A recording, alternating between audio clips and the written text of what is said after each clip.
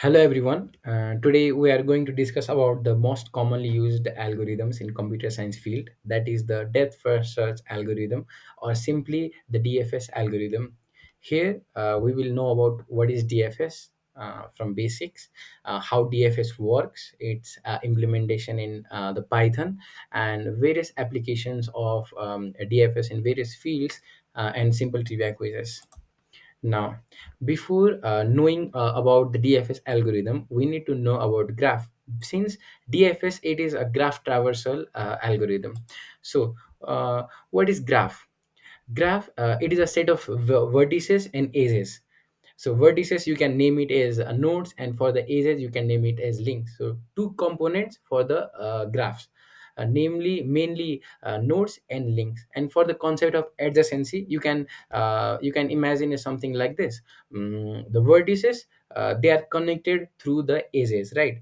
And those vertices that share the same as, they are called known as adjacent vertices.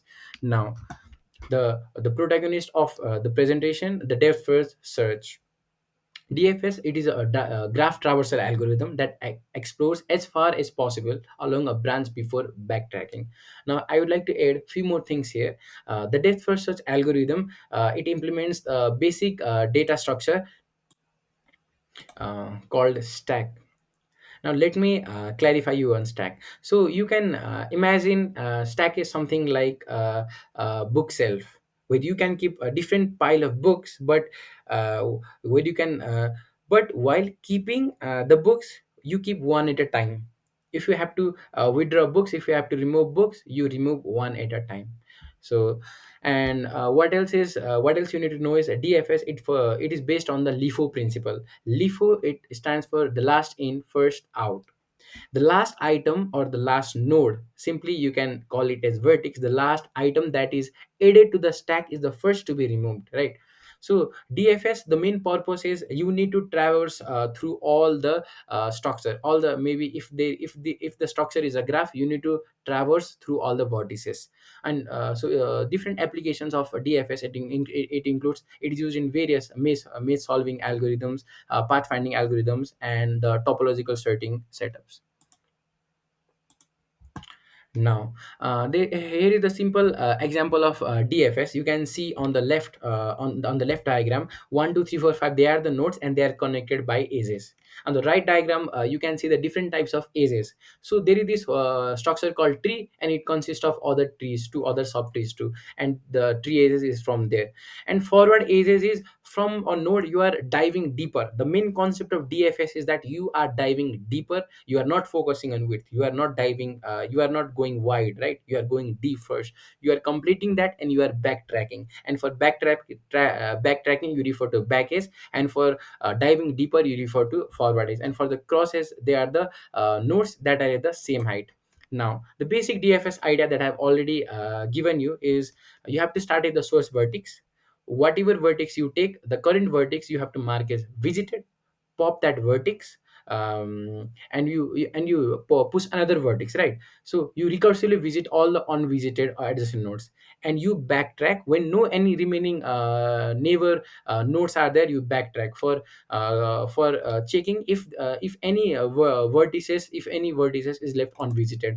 Now, how is stack implemented in DFS? So stack, it works through push and pop methods, right? So you push the starting vertex, you pop the vertex, you visit it, you mark it as visited.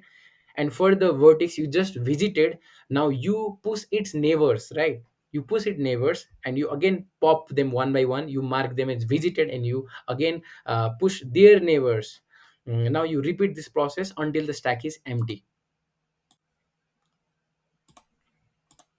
Now here's this simple example graph demonstration for the DFS. Now you can see here, I have for this simple DFS implementation, I have kept I have started with the vertex A, I have kept it in the stack.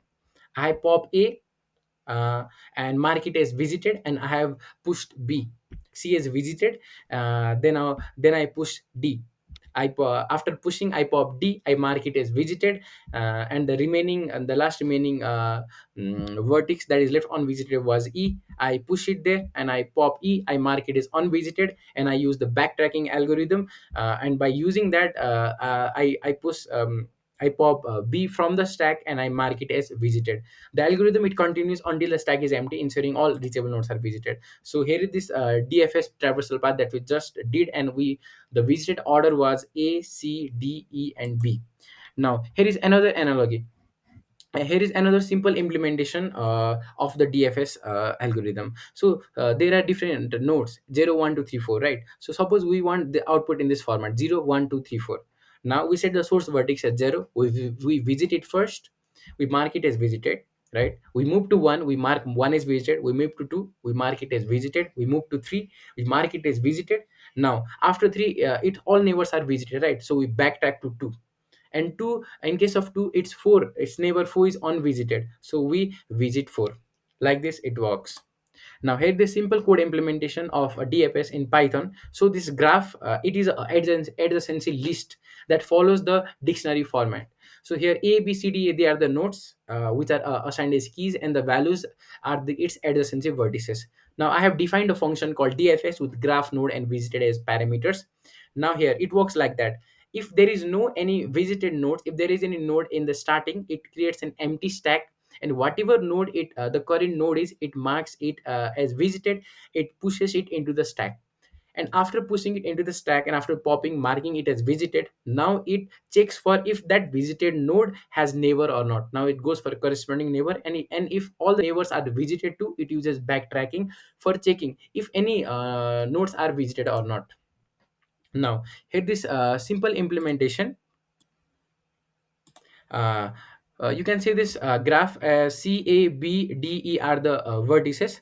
Now how it works is we start with A, we visit A, right? We mark it as visited. Now its neighbors are B and C. Since we go as deep as possible in DFS before going wide, we go to B, we visit B. Now the neighbors of B are A, D, and E. Since A is already visited, now we can go to D, either D or E. Now we go to E, we visit D, we mark it as visited. Now since E, its neighbors are all visited, now we backtrack to B.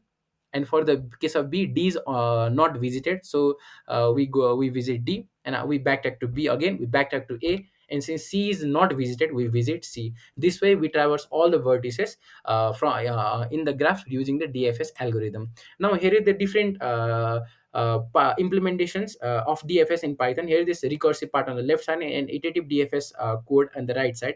What happens in recursive part is, I have defined a function called DFS recursive.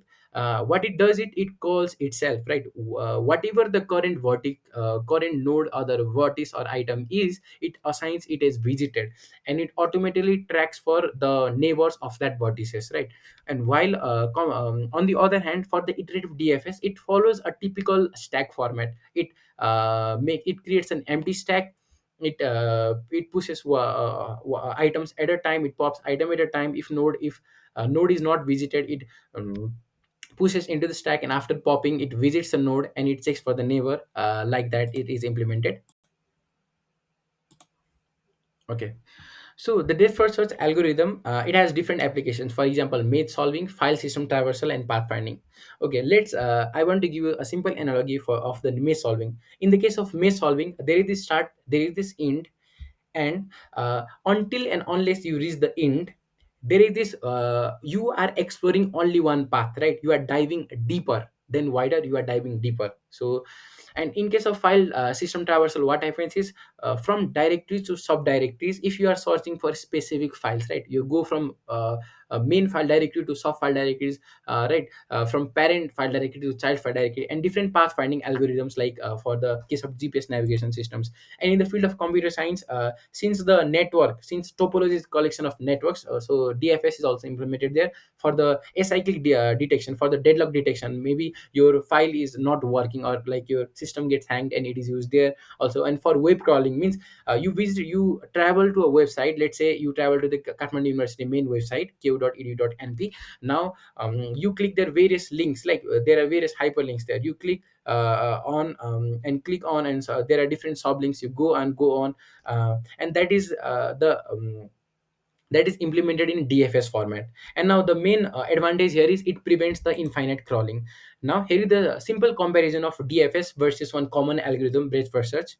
So first thing first, DFS, it is the implementation of stack. BFS, it is implementation of queue. So breadth first search algorithm, it goes more wide, right? Whereas DFS, it goes more deep. BFS, it follows the FIFO principle, and the DFS, it follows the LIFO principle. Now, so I want to put a knowledge to test here. Okay, the question is like this. Okay, which of the following is not a typical application of DFS? So here are the option: finding the shortest path between 2 points in an onverted graph, or detecting cycles, right, solving a maze, or performing topological sorting. Take your time, take a moment to think about it. So the answer is finding the shortest path. So the thing that I told you earlier was DFS, it may or may not find the optimal solution, but BFS, it always find the optimal solution. So BFS, the undoubtedly the answer is A here. Now let's talk about the time and space complexity. Since the most important part of an algorithm is the time and space complexity. The time it takes for an algorithm to run completely, the memory it consumes, right? For the case of DFS, its time complexity is directly proportional to the vertices and the edges, omega of v plus e. And for the space complexity, for the memory it consumes, it is directly proportional to the maximum height. The worst case complexity is you may have to visit all the vertices. Now, so it now it's time for concluding DFS. So the DFS blueprint goes like this. I've already explained the maze solving analogy. So you start the entrance, right? You start at the entrance, you pick a path, you go through it, you pick one, there is this one path, you explore one path completely, you dive deeper until you find the goal. If you do not find the goal, you backtrack, you use another path. This way DFS works, right? So the key principle here is you explore one option to its absolute conclusion before trying another. And the algorithm tool is, like I have already told, it is the implementation of stack, and it follows the LIFO principle. To remember where to backtrack to.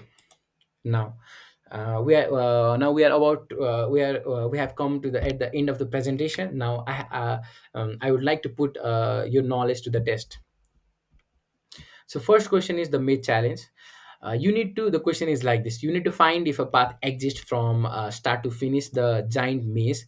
You don't need the shortest path, just any path. Which algorithm is natural fit, DFS or BFS?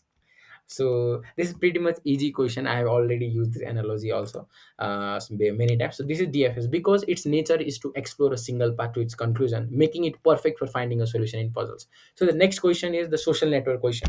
You are running DFS on a social network. Well, one person recommended another with who recommended another in a long chain. What happens in the memory usage? So you probably have pictured the height, the worst case scenario where you have to travel all the vertices, right? So it hits the worst case, right? So um, the recursion stack, it gets deep as the number of people, right? It goes on increasing, it gets deeper and deeper, right? Okay. So looks like uh, we have come at the end of the presentation. Thank you all for being for actively listening to this presentation. This was a collaborative DSA mini project presentation. I would like to thank my team. Kritesh Dakal, who introduced, who prepared the slides for the introduction and fundamentals. Aditya Wagle for the algorithm walkthrough. Ashish Bam for the implementation in pseudocode in Python. Saman Thapalia, who explained the real world applications of DFS to slides. And lastly, myself, Aditya Sapkota, who prepared the slides for the complexity, summary, and presentations. Thank you all. If you have any questions, feel free to ask and let us know.